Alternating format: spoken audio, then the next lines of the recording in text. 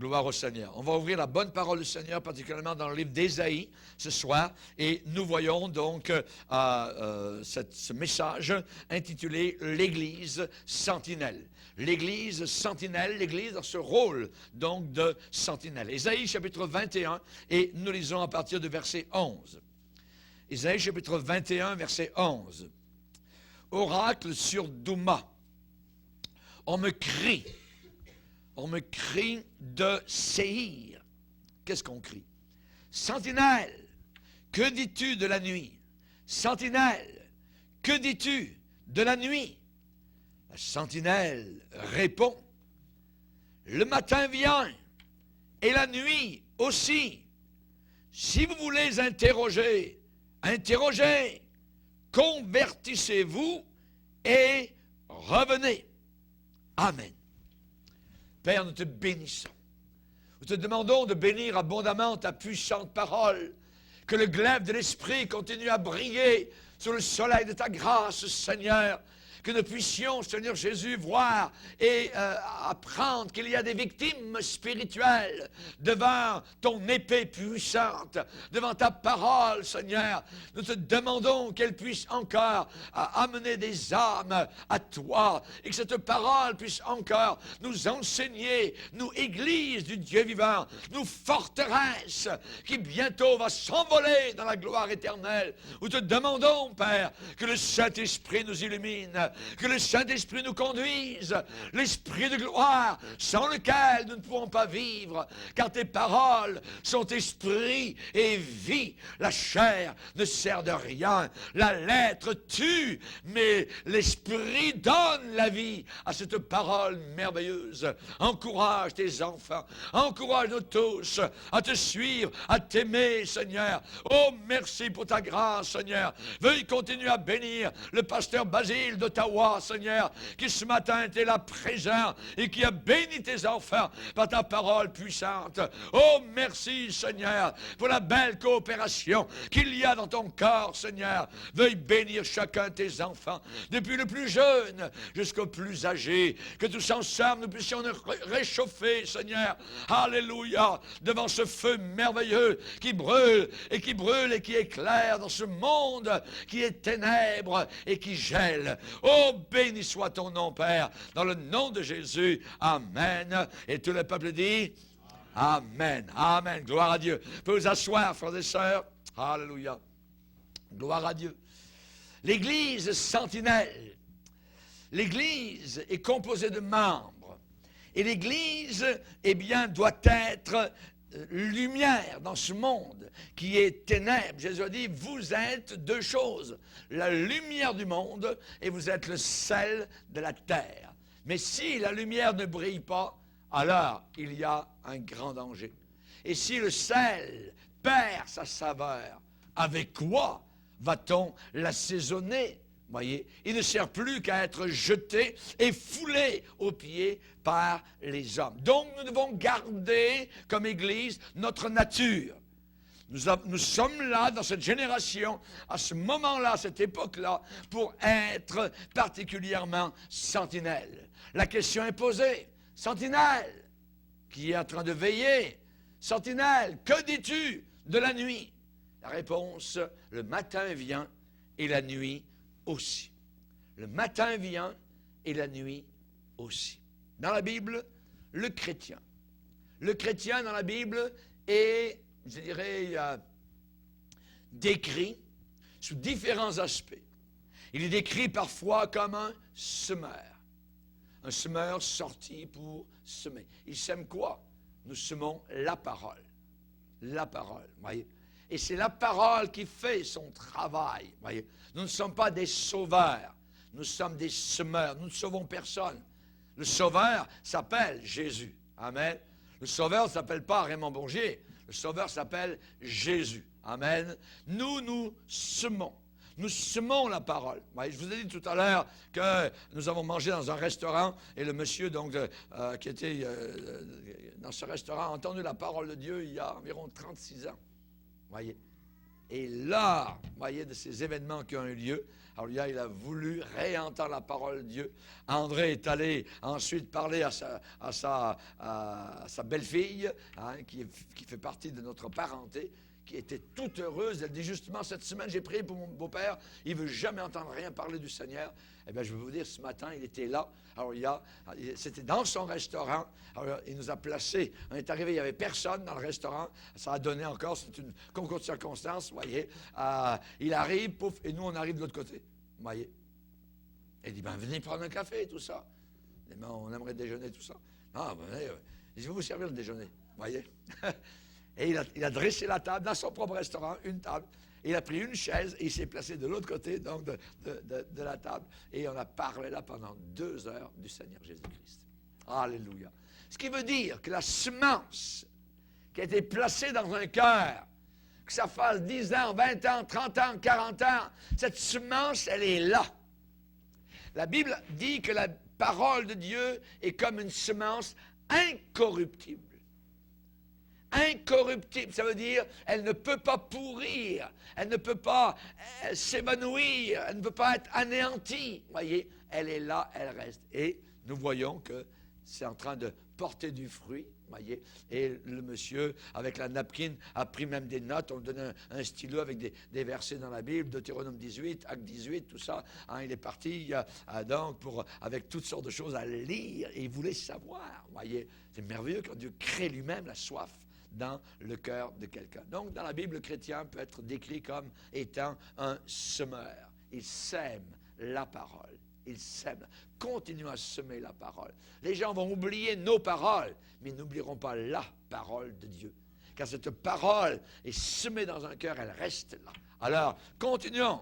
Même si nous claque la porte en plein visage, ça n'a pas d'importance. La parole est semée. Nous sommes des semeurs. Nous sommes aussi des témoins. Jésus dit, vous serez mes témoins. Voyez, vous serez mes témoins. Nous sommes aussi appelés des moissonneurs. Ça veut dire qu'aussi, si nous semons, peut-être qu'on va moissonner ce que nous n'avons pas semé. Voyez. Nous sommes entrés parfois dans le travail de quelqu'un d'autre et nous avons moissonné ce que d'autres, voyez, eh bien, avaient semé. On travaillait, on a eu beaucoup de résultats et parfois on est arrivé et puis on a cueilli, nous, les résultats. Donc, on est des semeurs, on est des témoins, on peut être des moissonneurs, on est aussi décrit comme étant des soldats. Paul a dit à Timothée, sois un bon soldat de Jésus-Christ. Et aussi, un autre élément, c'est sentinelle. Sentinelle. J'aimerais vous entretenir particulièrement sur donc l'élément sentinelle. L'Église sentinelle, le chrétien sentinelle. Dans le Larousse, il est dit à sentinelle, soldat qui fait la garde. Un soldat qui monte la garde. Voyez, c'est cela. Évidemment, donc, on a confiance à une sentinelle. Pourquoi? Parce que la sentinelle, elle est là à son poste et elle protège supposément ceux qui sont à l'intérieur du camp ou à l'intérieur de la ville. Vous voyez, les sentinelles sont sur le pourtour donc des murailles pour veiller pour que l'ennemi ne puisse pas entrer à l'intérieur donc de la ville. Dieu veut faire de toi, mon frère et ma sœur, une sentinelle. Mais pas n'importe quelle sentinelle, une bonne sentinelle. Parce qu'il peut y avoir de mauvaises sentinelles. Voyez, la question est posée dans un cantique, Dieu peut-il compter sur nous? Dieu peut-il compter sur nous? Le pourra-t-il jusqu'au bout? Nous dit le cantique. Et nous allons voir un élément, c'est qu'une sentinelle, premièrement, doit être sur ses gardes. Quand j'étais dans la marine, dans le training, dans ce qu'on fait des classes, eh bien, on nous apprend toutes sortes de choses. Le maniement des armes, ainsi de suite, les marches de nuit, toutes sortes de choses, donc les soldats doivent apprendre, et aussi à veiller. Et je me rappelle au début, environ lorsque vous êtes bien endormi, minuit, 1h du matin, 2 heures, vous ronflez, paf, vous faites réveiller, et là, il faut monter la garde. Oui. Et là, il faut mettre, donc, il y a tout l'équipement, ainsi de suite. On vous met le fusil, le casque, ainsi de suite, et on vous apprend. Et parfois, on vous demande de garder, donc, une certaine partie du camp, ou là, un rayon, et ainsi de suite. Et là, il faut monter la garde. Je me rappellerai toujours. Un jour, alors que je montais la garde, j'étais là, vous êtes dans la nuit, tout le monde dort, dans les dortoirs, dans les baraques, tout ça, dans les... Hein. Quelqu'un derrière moi, sur mon dos, me met par terre. Je dis, voyons, non.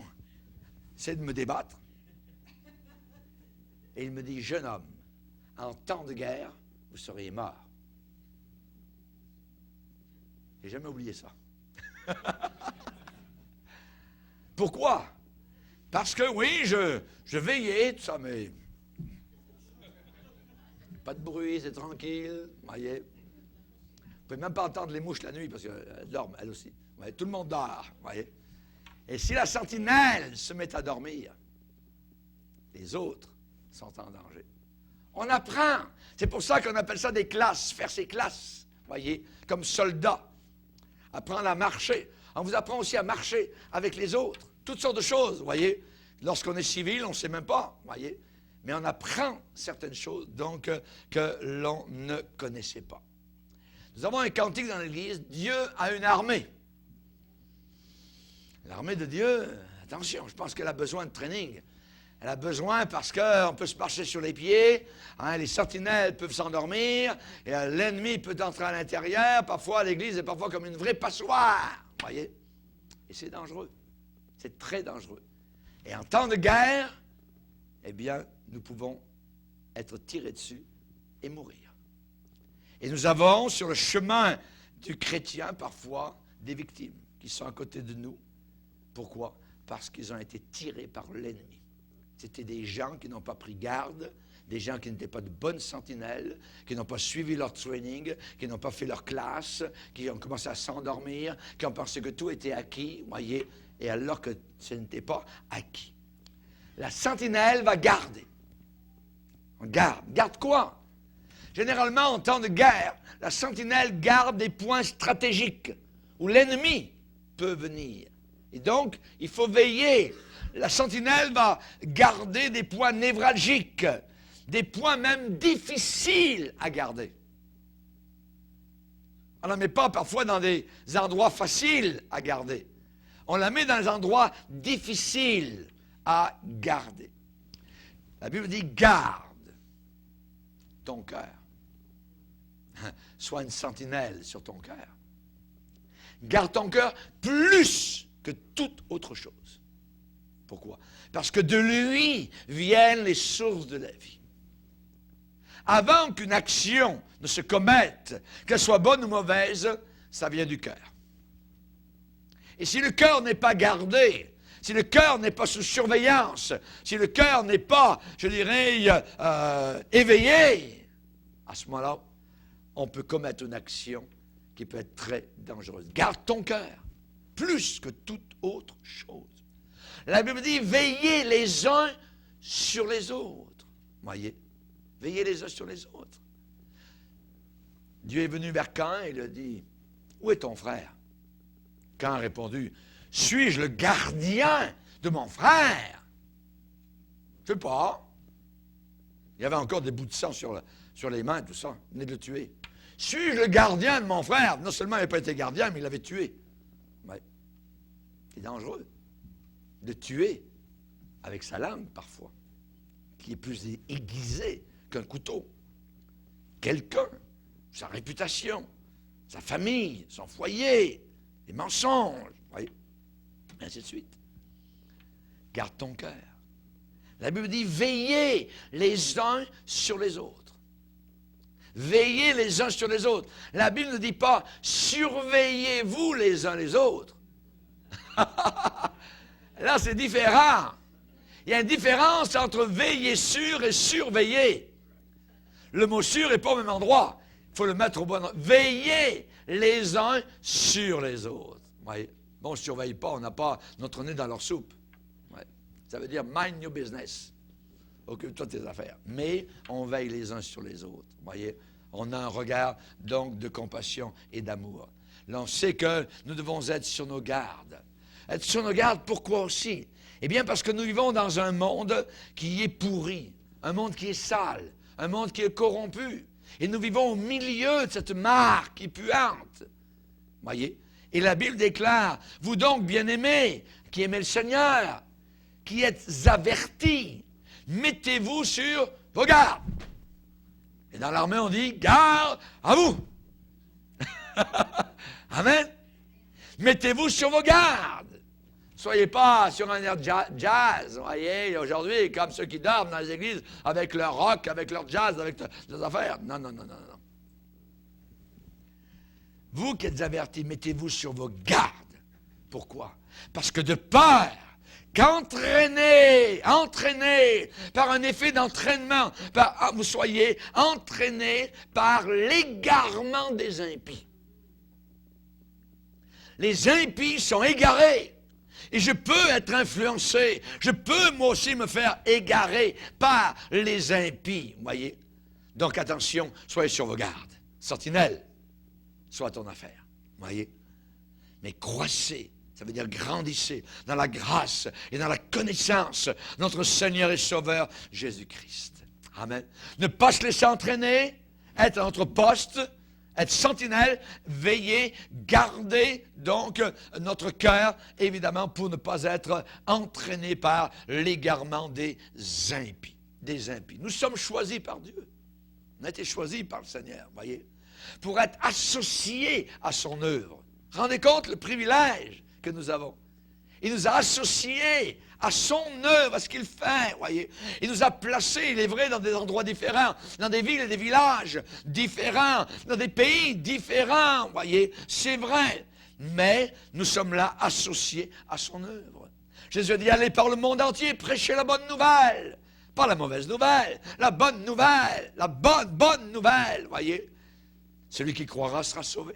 Celui qui ne croira pas sera condamné. Et voici mon œuvre, et voici les miracles qui accompagneront ceux qui auront cru. En mon nom, ils imposeront les mains aux malades, les malades seront guéris. Ils parleront de nouvelles langues. Ils vont me louer, ils vont me glorifier. Les dons spirituels pourront être exercés, voyez.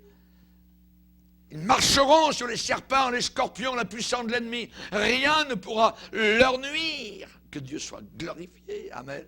Et nous devons être sentinelles, soldats. Avez-vous remarqué qu'aujourd'hui, dans beaucoup de livres de cantiques, on a enlevé ces cantiques, je dirais, bataillons, ces cantiques de guerre, ces cantiques qui martèlent, je dirais, le tambour du Seigneur. On n'entend plus la trompette, voyez. Souvent, c'est jazzé, voyez, vous avez envie plutôt de foirer que d'être à votre affaire. C'est dangereux, ça. C'est très dangereux, voyez. Donc, Paul a dit à Timothée, garde le bon dépôt par le Saint-Esprit. Garde le bon dépôt, voyez, par le Saint-Esprit. Jésus a dit, si vous demeurez en moi, il faut rester dans le Seigneur. Alors, demandez ce que vous voudrez, cela vous sera accordé. Vous porterez du fruit, pas seulement du fruit, vous porterez beaucoup de fruits. Porterez plus de fruits pour que le Père soit glorifié. Alléluia. Et quand vous arriverez dans le ciel, vous allez rencontrer toutes vos bonnes œuvres. Elles vous suivent là-haut dans la gloire éternelle. Et vous recevrez une récompense pour cela. Même un verre d'eau recevra sa récompense, a dit le Seigneur. Quand vous rafraîchissez quelqu'un, une bonne parole, un conseil, une prière. Alléluia. C'est un verre d'eau. C'est un verre d'eau. Je ne pense pas que le Seigneur parlait des verres d'eau. Mais il parle d'un verre d'eau, c'est pour rafraîchir. Quand vous consolez quelqu'un, tous les chrétiens ont besoin de consolation. Onésiphore était quelqu'un qui transportait véritablement une citerne d'eau. Il a même consolé l'apôtre Paul. Il dit, Onésiphore m'a souvent consolé. Onésiphore va recevoir là-haut une grande récompense. Il a donné beaucoup de verres d'eau à l'apôtre Paul. Amen. Alléluia. Que Dieu soit glorifié. La Bible dit, l'évangile que vous avez accepté, que vous avez reçu, par lequel vous êtes sauvés, alléluia, mais si vous le gardez, tel quel, sentinelle, garde l'évangile, le bon évangile, amen, gloire au Seigneur. On sait que Adam, au départ, eh bien, devait garder le jardin d'Éden, devait cultiver le jardin d'Éden. Nous avons un salut merveilleux, voyez. et nous devons cultiver notre salut. Nous lavons le jardin, alors cultivons qu'il n'y ait pas de mauvaises herbes qui poussent au travers. Mais continuons à sarcler, à enlever. Ah, vous voyez, on apporte du fumier, on apporte de l'engrais, vous voyez. On est heureux, on veut mieux connaître. On fait le tour du jardin. On a la murette qui est autour pour protéger, évidemment, des renards, des mauvaises bêtes qui pourraient donc détruire le jardin. Gardons, comme Adam devait le faire, cultiver le jardin d'Éden et le garder. Et le garder, vous voyez. Donc, gardons le bon dépôt. Et on voit que le Seigneur va dire à l'église de Philadelphie, parce que tu as gardé ma parole. Tu as gardé ma parole. Je te garderai aussi. Voyez, amen. Soyons des chrétiens sentinelles. Une sentinelle, eh bien, elle garde des points stratégiques, mais aussi autre chose.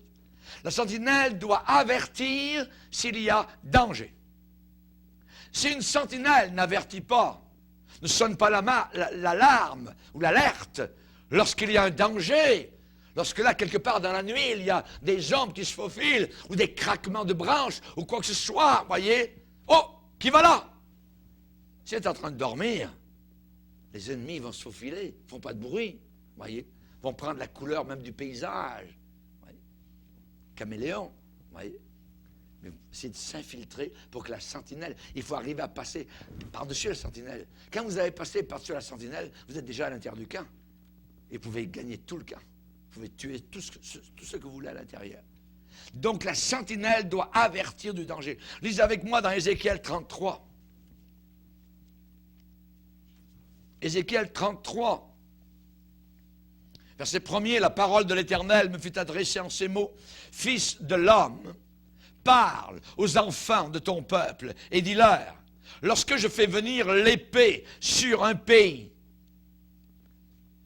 la guerre, et que le peuple du pays prenne dans son sein un homme et l'établit comme sentinelle, si cet homme voit venir l'épée sur le pays, sonne de la trompette, et avertit le peuple. Et si celui qui entend le son de la trompette ne se laisse pas avertir, et que l'épée vienne le surprendre, surprise, son sang sera sur sa tête.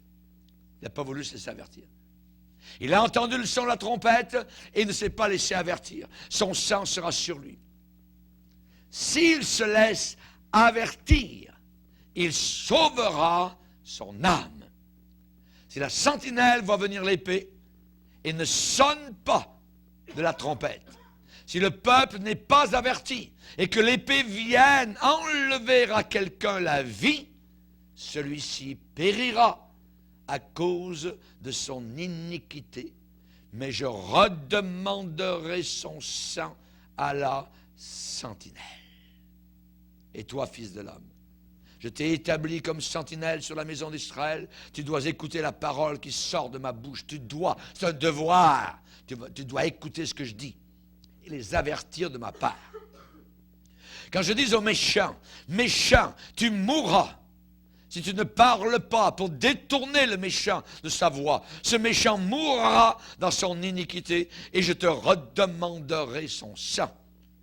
Mais si tu avertis le méchant pour le détourner de sa voie, et qu'il ne s'en détourne pas, il mourra dans son iniquité, et toi, tu sauveras ton âme. Amen. Rendez compte la responsabilité qui repose sur les épaules d'une sentinelle. Doit avertir du danger. Si l'ennemi est vu, si l'ennemi est en vue, et que la trompette ne sonne pas, l'ennemi va être vainqueur. Je me rappelle très bien toute ma vie, dans la marine, nous avions mis l'ancre en face du Nil, et j'étais de quart ce matin-là. Mon quart était toujours de 4h à 8h. Et vers 4h du matin, c'était très bien, tranquille, tout ça. Et vers 5h à peu près, à première lueur du jour, un vent s'est levé, et un vent assez impétueux, et je me demandais si l'ancre allait tenir.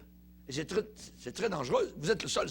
Les autres sont en train de dormir, le capitaine, les officiers, tout ça, et les marins, les autres. Voyez? Et c'est à vous qu'incombe la responsabilité. Et si l'ancre est en train, qu'on appelle de chirer, c'est-à-dire de s'en aller, voyez, à ce moment-là, le bateau peut s'en aller et peut aller contre l'île, voyez, pour se briser littéralement. Et on n'a pas averti. Alors ce matin-là, j'ai pris la responsabilité. Alors regarde.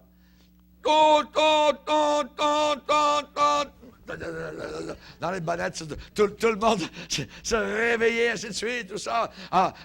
Vraiment, qu'est-ce qui se passe, tout ça? On a mis tout de suite les machines en route, tout ça, en avant toutes. Vous voyez, on a retiré complètement l'ancre et on est allé au large, complètement, pour éviter donc de se rapprocher de la côte. La sentinelle doit avertir. C'était mon travail. Je n'ai pas fait rien d'extraordinaire. Vous voyez, simplement d'avertir de ce qui se passait. Pourquoi? Parce qu'on voit les choses arriver, vous voyez, ce qui est en train, et on voit le danger. Et la sentinelle doit avertir du danger. Mais si la trompette ne sonne pas, et que tout le monde est en train de dormir, vous voyez, alors vous êtes responsable. Et devant Dieu, l'Église doit être une sentinelle.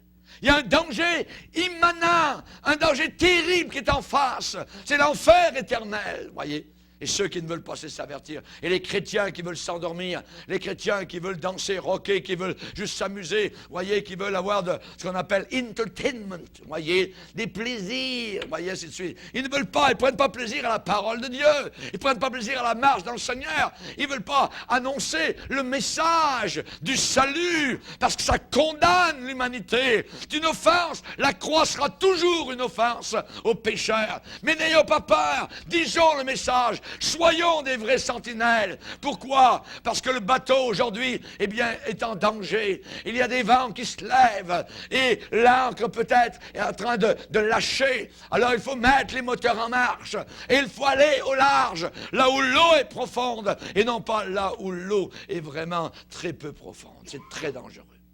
Il y a trop de chrétiens aujourd'hui qui naviguent là où il y a très peu d'eau. Voyez. Et c'est pour ça qu'on voit tellement de naufrages. Le rôle donc de la sentinelle est très très sérieux.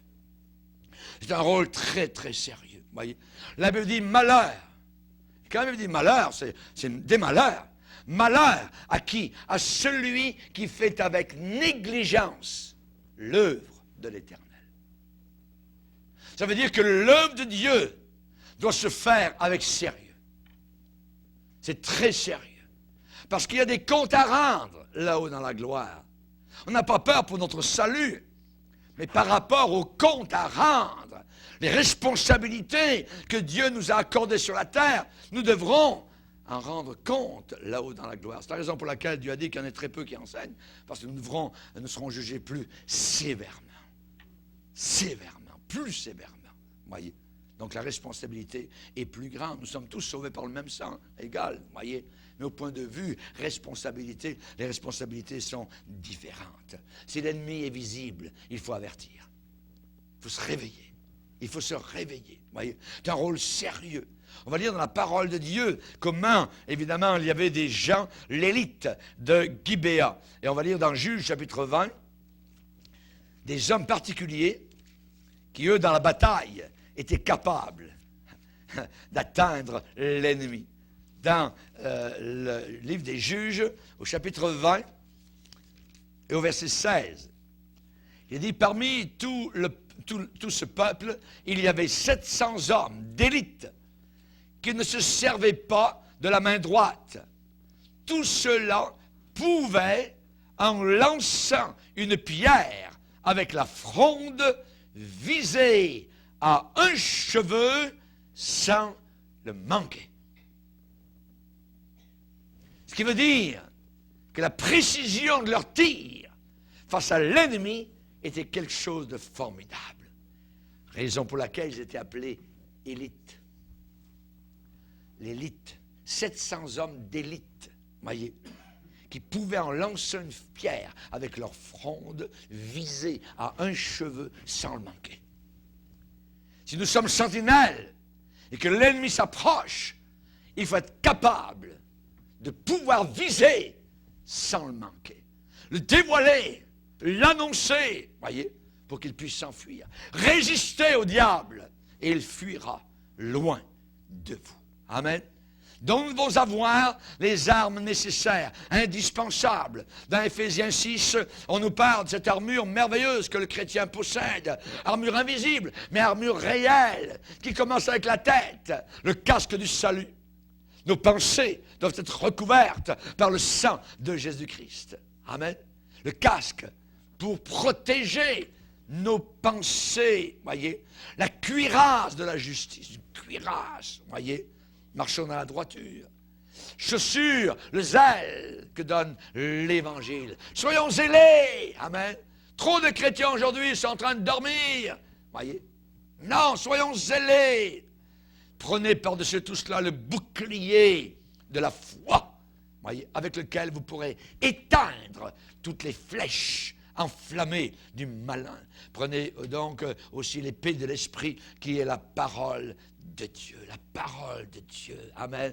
Connaissons-la. Si on nous dit il est écrit, répondons il est aussi écrit. Amen. Il faut bien connaître notre arme. Gloire au Seigneur. Alléluia. C'est indispensable pour servir Dieu d'avoir cette armure donc spirituelle. On ne peut pas en prendre juste 3 et puis dire j'ai pas besoin des autres. Non, non, non. On a besoin de toutes. On a besoin de la ceinture, de la vérité. Soyons vrais. Amen. Que notre langue soit trempée dans le sang de Jésus-Christ. Amen. Que cette langue puisse dire la vérité. Ah oui, la ceinture de la vérité.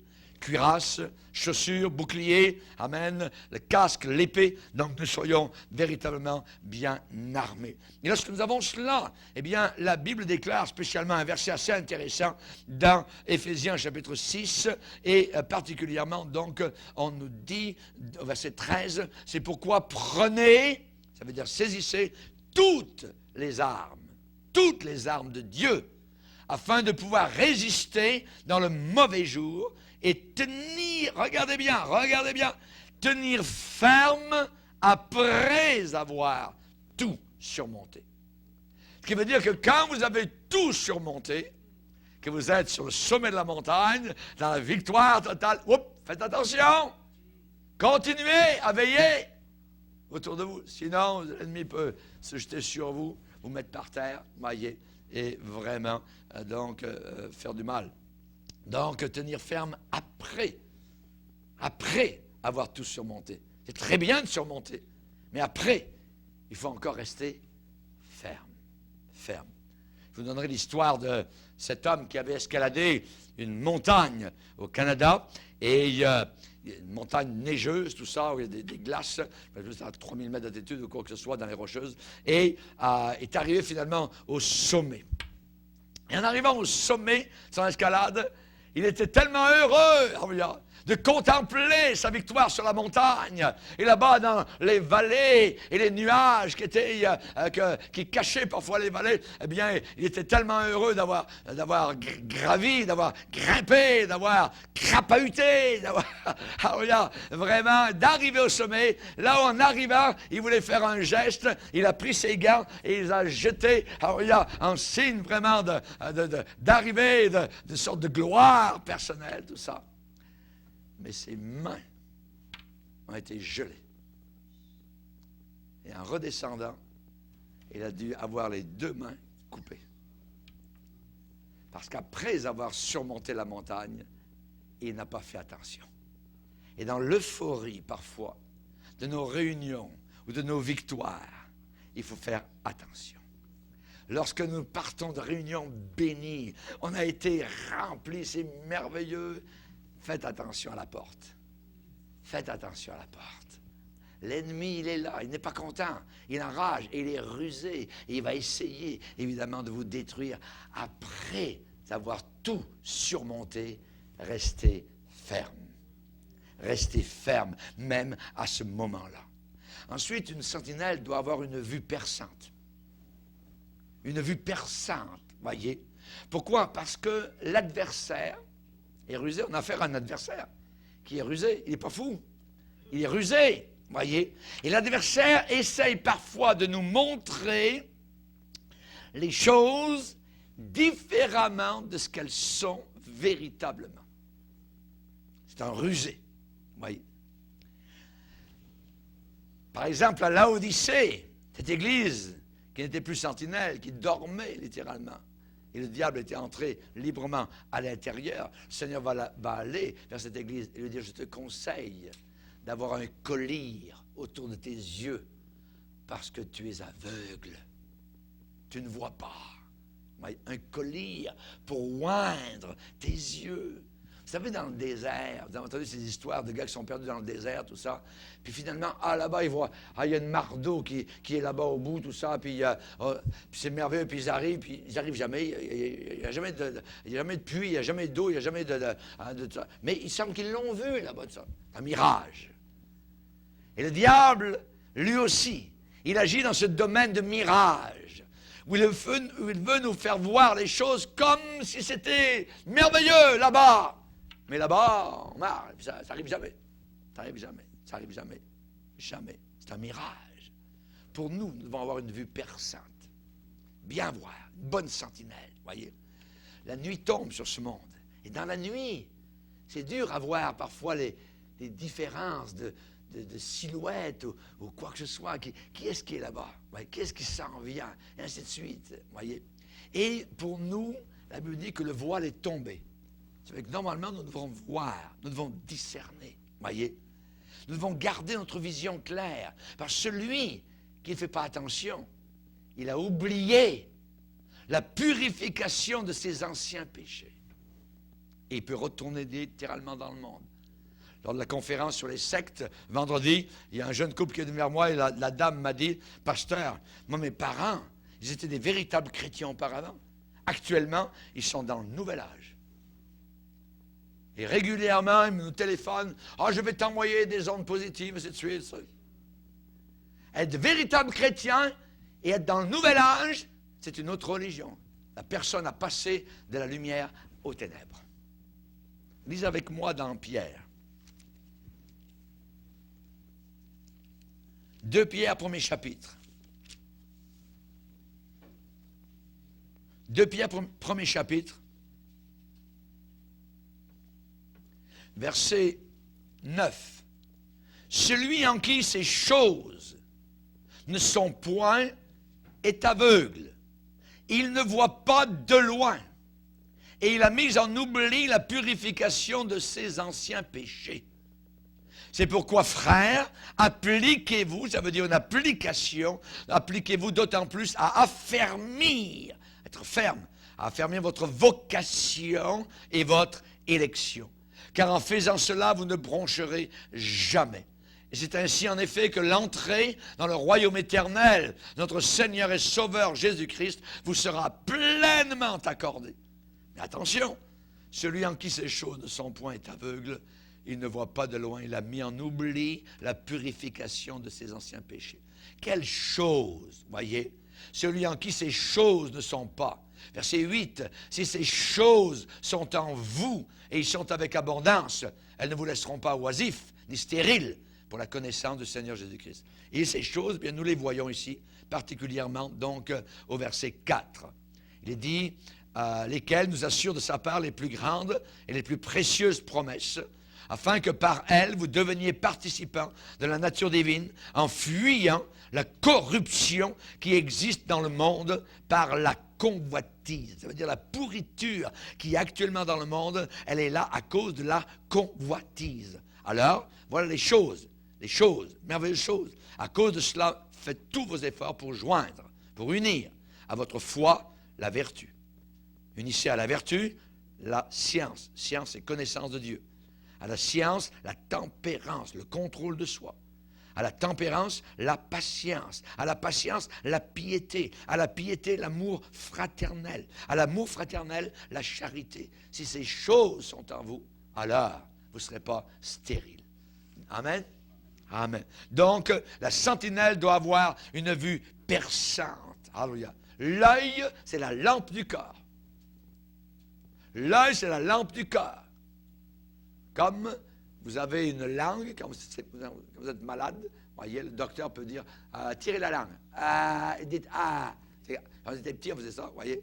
Et par la langue, il voyait l'état intérieur du corps. L'œil, c'est la même chose. L'œil, c'est la même chose. Jésus l'a dit. Si l'œil est propre, tout le corps sera propre. Mais la Bible parle de certains qui ont les yeux sales. Les yeux remplis de saleté, de pornographie, d'adultère, petites choses. Oui. La Bible dit, dans Pierre, ils ont les yeux pleins d'adultère et insatiables de péché. Mais si notre œil est propre, notre œil est net, alors tout le corps sera dans la lumière. Lisez avec moi dans Matthieu chapitre 5.